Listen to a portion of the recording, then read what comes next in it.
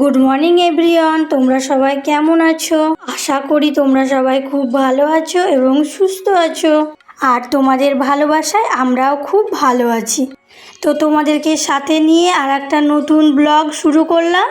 তো ব্লগটা দেখতে থাকো, আশা করি তোমাদের ভালো লাগবে।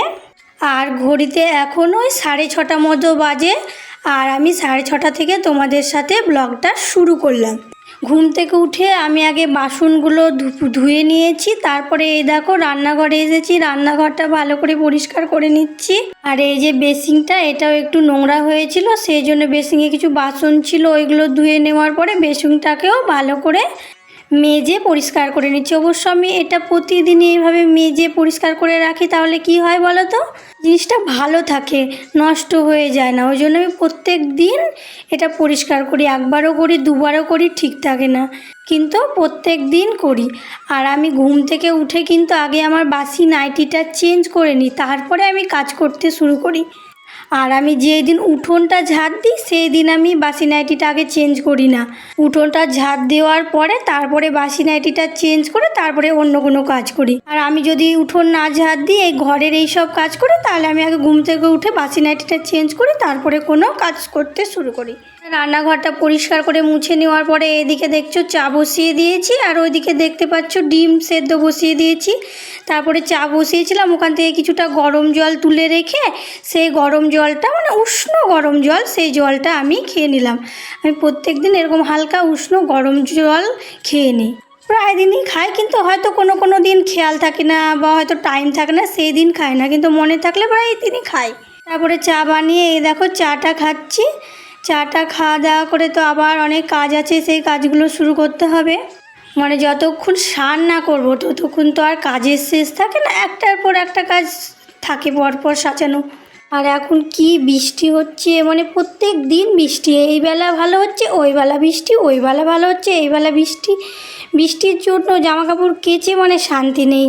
তারপরে চাটা খাওয়া দাওয়া করার পরে এই যে মাছ কেটে নিচ্ছি, মাছ নিয়েছিল সেই মাছটা পরিষ্কার করে কেটে নিচ্ছি। মাছটা কেটে নেব, তারপরে সবজি আছে সবজিগুলো কাটবো, দেখি আজকে কি কি সবজি কাটা যায়, কি কি রান্না হবে সেটা দেখি। আর জানো তো বৃষ্টি হলে বেশ ভালোই লাগে, কিন্তু একবারে হয়ে যাবে অনেক দিন, তারপর ওয়েদারটা ঠান্ডা হবে দিয়ে আবার হবে তা না। এখন বৃষ্টি মানে হতেই থাকছে, আবার গরমও যাচ্ছে না, এইরকম একটা ব্যাপার হয়ে গিয়েছে। সেই জন্য মানে ভালো লাগছে না।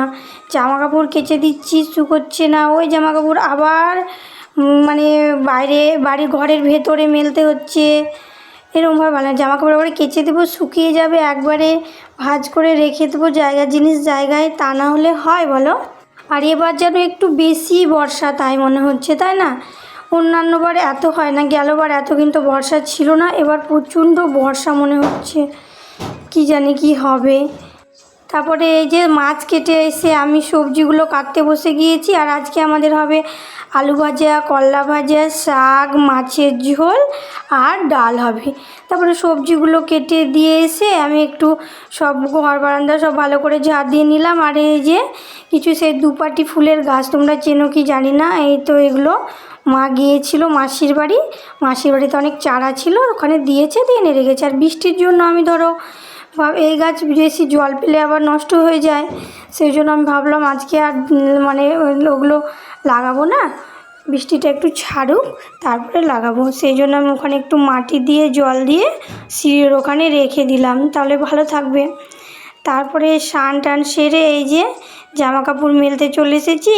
তারপর ওইদিকে দেখছি মেঘও করেছে, কখন না বৃষ্টি এসে যায়, কি করব, তবুও কিছু করার নাই, বৃষ্টি এলে এও মেলতে হবে। বৃষ্টি আসার আগে পর্যন্ত যা একটু শুকোয়, তারপরে তো তুলে আবার এদিক ওদিক বারান্দা, মানে কোথায় জামা কাপড় মেলবো কোথায় জামা কাপড় মেলবো এরকম একটা সবসময় ভাবি। তারপর দেখলে তো এর আগে একটা ভিডিওতে আমি বারান্দায় একটা দড়ি টাঙালাম, সেখানেও হচ্ছে না, মানে এত জামা কাপড় কাচা হচ্ছে না একটার পর একটা। আর এখন গরমও লাগছে, বৃষ্টিও হচ্ছে, আর গরমের সময় আমি যে কতবার নাইটি চেঞ্জ করি তার ঠিক নেই।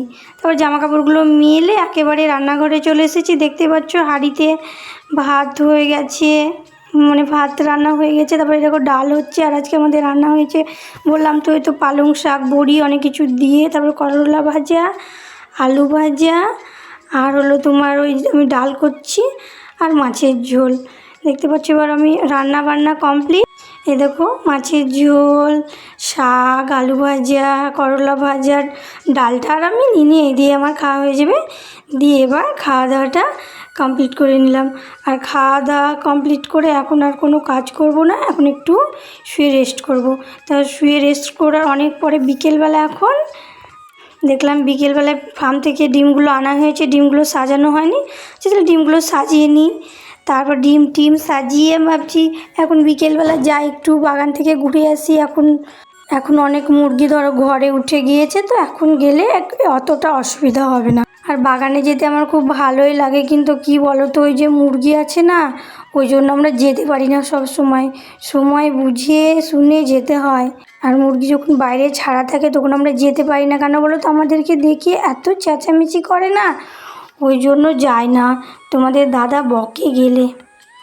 আর বাগানে গেলে মানে মনটা বেশ ভালোই হয়ে যায়, মানে ভালো লাগে। দেখবে গাছ গুছালে গাছে ফল, নিজেদের গাছের ফলের একটা অন্য, নিজের হাতে তৈরি করার একটা অন্য ফিলিংস, সেই জন্য ভালো লাগে। তারপরে দেখো এখন সন্ধ্যাবেলা তোমাদের দাদা ছেলের জন্য এই দেখো এই ফ্যানটা নেওয়ার জন্য অনেক দিন ধরে বায়না করছিল, ফ্যানটা এনেছে। আর এই যে ছাতা, এর আগের ছাতাটা ওর ভেঙে নষ্ট হয়ে গিয়েছে, সেই জন্য এখন প্রাইভেট যাচ্ছে, তো সেই জন্য ওর ছাতা না হলে হবে না। বৃষ্টি হচ্ছে, কোনো সময় রোদ হচ্ছে, ওই জন্য লাগছে।